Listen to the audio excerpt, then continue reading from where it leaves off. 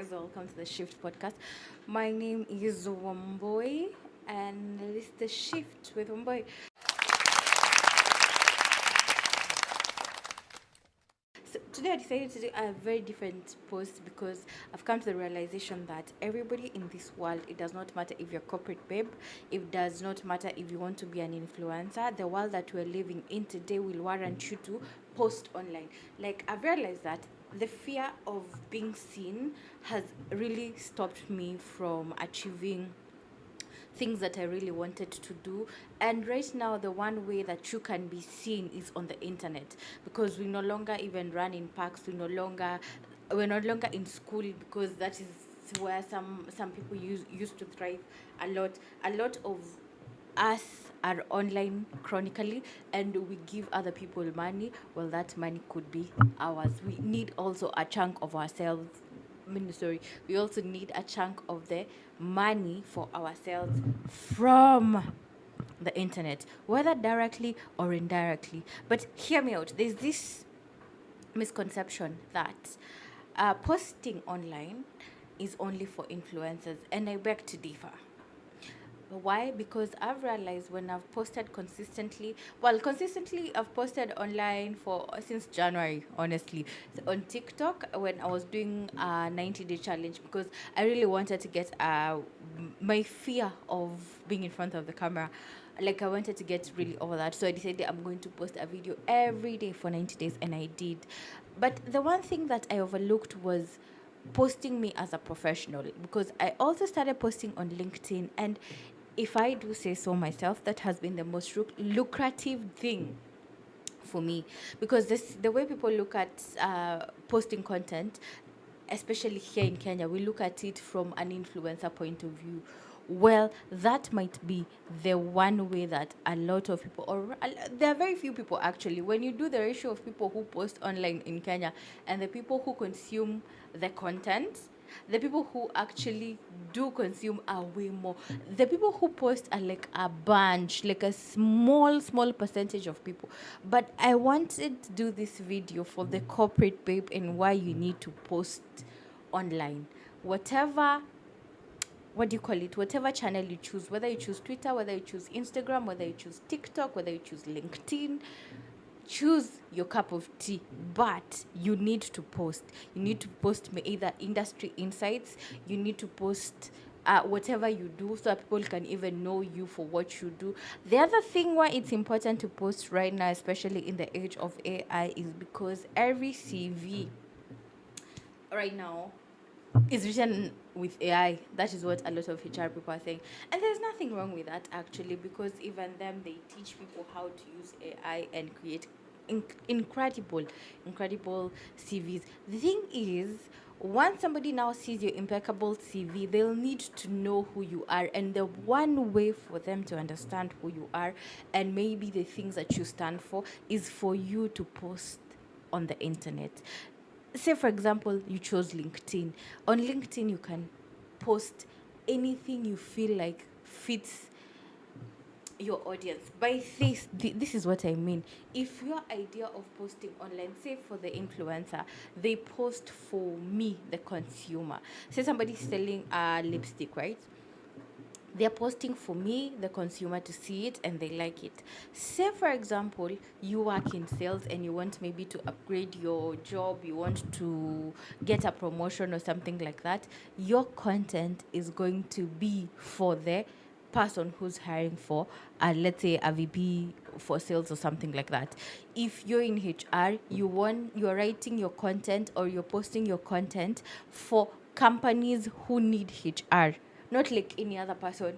That's the thing, because that needs to be the mindset shift that you really need when coming into content, when you're posting your content, especially as a professional, because you're posting it as a way for you to build your virtual identity.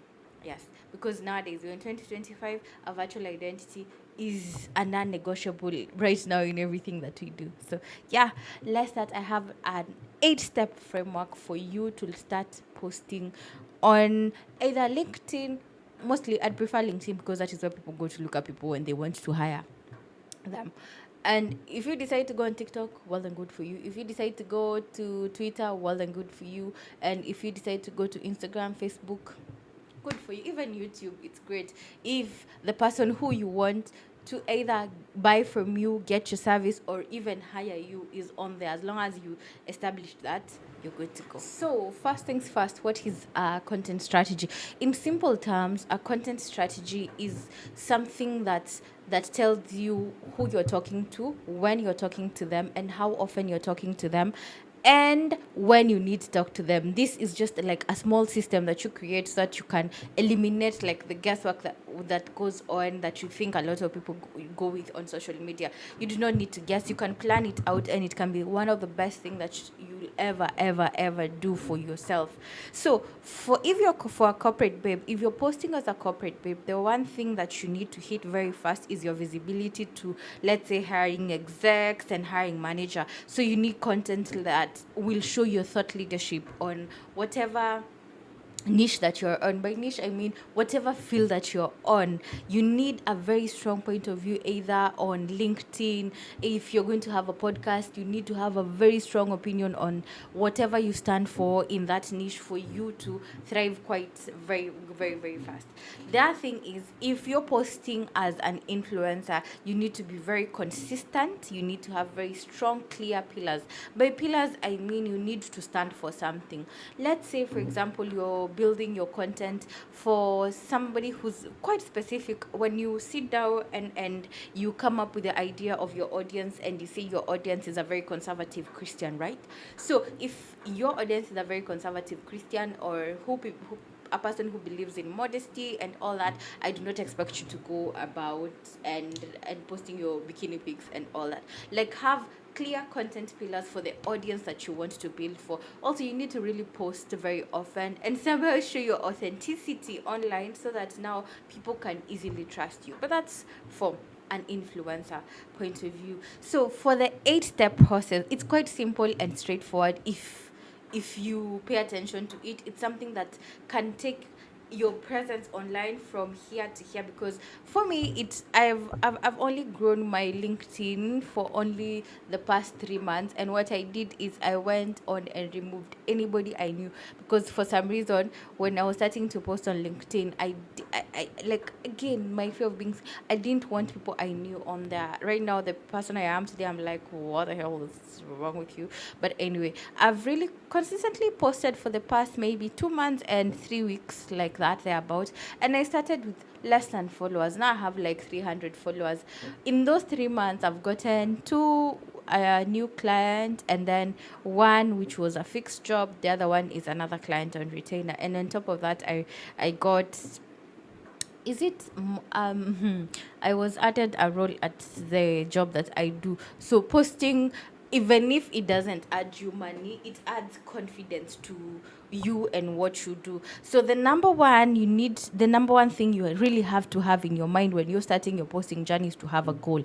Say, if you're corporate babe, what do you want? Do you want a promotion in the next couple of months? Do you want to speak in events for the next couple? Because all these things are going to show you how you're going to do your content and the type of content you're going to do. If you're an influencer, do you want to grow your numbers? Do you want to go viral? Do you want to hit a particular, maybe some brand partnerships and all that? You really need to have a goal for yourself when you're starting to do it. A simple goal, like, I really just want to get my fear of being in front of the camera, because that is what I started when I was doing LinkedIn. My goal was to get my fear of being in front of the camera and to be quite comfortable in front of the camera. And I did that. That was my goal. And for 90 days, a little bit excessive if you ask me, but for 90 days, I did post and I got over the fear of being in front of the camera. I mean, I'm here. That's what I'm talking about today. It can be a simple goal. It doesn't have to be like a huge goal, like I want to triple my income. I want start small, start now. Because one thing about confidence is confidence grows with your capability. And for you, the only way for you to know about your capability is to do the thing that you know you're not confident at. The more you do and the more capacity you build at it, and the more credibility you build in yourself, the more you believe in yourself, hence the more confident you become. Yeah. Number two, it's if you want to build, if you're a corporate babe and you want to build your audience, or maybe you are thinking about the type of audience. By audience, I mean who your posts are going to be talking to. So if you're a corporate babe, your posts are not to speak to everybody. If you're in HR, your post should have a lot of HR lingo such that people in HR know you know what you're doing. If, let's say, for example, you're in IT, the people in IT should see your post and know, yes, this babe knows what she's talking about. If you are in marketing, your post should say that you know what you're talking to in marketing. You do not care what a person who is not in your field or a person who does not have the capacity to hire you or increase your income or maybe achieve the goal that you want to achieve has to say about anything. You do not care about that. So have the ideal audience in your head when you're starting to post, because that's the one way to achieve your goals. If you're an influencer, have your ideal audience in mind. This is like a person who you're talking to. If you're getting into beauty, which person are you talking to? Let's say, for example, people, if you're getting into beauty, you want to deal with skincare, you want to do makeup, and maybe you want to do body care. So what problems do those people have? Do they have hyperpigmentation? For people who do not, who, if you're doing makeup, do the people who you're talking to know how to do their makeup? So because those are the problems that you're solving for them, so they can get interested in your work. And then once they're interested, you build your number so that now you can pitch now to your potential brand partners, or they can even reach out to you. Number three is your point of view. That is your cutting edge, like what makes you you. You do not, for this point, I say, for example, me, when I talk about the things that I've learned in marketing, I talk about them from my point of view, like my cutting edge. What do I stand for? Where do I stand for this? Say, for example, the way the AI overview came up and now the Google clicks and all, and the organic search is really low. Like, what do I think about that? What's my take on that? Many people in the industry may be talking about it, but what does me as one boy think about it? Because that is what is going to be like your identifier among a crowd of many in your niche. Because the truth is, there are a lot of people talking about the same thing you're talking about, but you will stand out because you're you. Every person has their own identifier in any case. Number four is the pillar. For a corporate babe, is like your business value, your function, what you do. Let's say, for example, you're in HR. Do you believe in the automation of hiring people with tech? Do you believe in the integration of tech and use of the human mind in a holistic way? What do you stand for? That is the one thing that you need to have in that. Like your career growth, how have you grown from one career to another? Are you even aware of the industry trends? That's another thing that you really need to keep in mind. If you're an influencer, you really have to have, like, let's say, for example, niche education. You see, the way I gave an example before of doing your makeup, you really need to know the products that your niche and your specific audience are really good at, and then you can show your product pics. And then another thing that a lot of people like, if you're going to be an influencer, they really like the behind the scenes. So behind the scenes might be something that you want to take up in and shoot all that. Also, people really need to understand how you think and how you come around your decisions and the things that you do. But this is generally like cut across the table for everything, for either a corporate person who's posting online and even an influencer, because you'll find that people gravitate more to people who they relate to.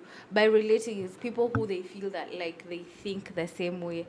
The other thing you need to think about is the format and the channel of your content. So for the format, you can think of it either if you're so good at written content, you can choose something like Twitter and LinkedIn. However, LinkedIn is also taking up video, so you might want to learn how to do that. If you're a video person and the type of niche you are in is a type where people like to view content, you might want to choose either between TikTok, YouTube Shorts, or even Instagram. If you are into something like a fashion, Instagram is a good thing. If you like writing, again, email is a good thing. There's also the threads and all that. There's so many channels you can choose from, as long as you know where you thrive or you're good at. Also, the thing about thriving in things, I always say that keep in mind that you can learn. You can learn how to do things. You can learn. Nothing is set on stone. Nobody was born in this world knowing anything. I might say that I'm so good at writing, I don't prefer shooting videos, but then again, who was born knowing? So you can learn. If you're just interested in something, you have the capability to learn. So number 6 is the cadence. So we've talked about this is the 8th step. The cadence. This is a sustainable rhythm that you can be able to post at. You can choose once a day. If you're choosing platforms like TikTok or Shorts or like short form content, the people who even do long form content like once a day, you can choose once a week, once a month. Like choose the post at the pace at which you know and you understand that you're going to be consistent at, because that's the best thing you can do for yourself, because you will know that you're going to show up. And then you remember that when you're doing content, you're not doing it at the end of the day for an applause. It can be, don't do it for applause. If you ask me, do it for yourself. Do it for you to see the things that you are actually capable to do. And then you really need to have like a call to action for your audience. It's either you need people to follow you. Do you need people to sign up to your newsletter? Do you need people to shop from your catalog of services? Do you need people to connect to you to learn the full framework you use to for your particular tasks? Choose a CTA that you know that you're going to achieve, so that when somebody comes to you, you're able to offer that particular service to them. Say, for example, me, there is a while back, I was doing content on TikTok, and then I was talking about a lot of digital marketing stuff, especially for search engine optimization. And while on there, I got two people from TikTok, or two clients from TikTok, who really wanted me to do that. And then, because you really need to understand what you're doing, and if the people who people are going to contact you to do those things, you're going to be able to do that for them. Have concrete call of actions, CTAs, so that people can know what is the next step that you need them to do. And that is how maybe you can build a community. The final thing is you need to measure and iterate. By that, I mean track your views, your watch time, your saves, your replies, your click-through rates, and all that. But I think initially I need you not to do that. Initially, for the part when, as long as you're building yourself and you're building consistency, I need you to post the content. Post it. Do not second guess yourself. Only measure what does good sometimes, especially in the beginning, because of course whatever will do good will be quite few.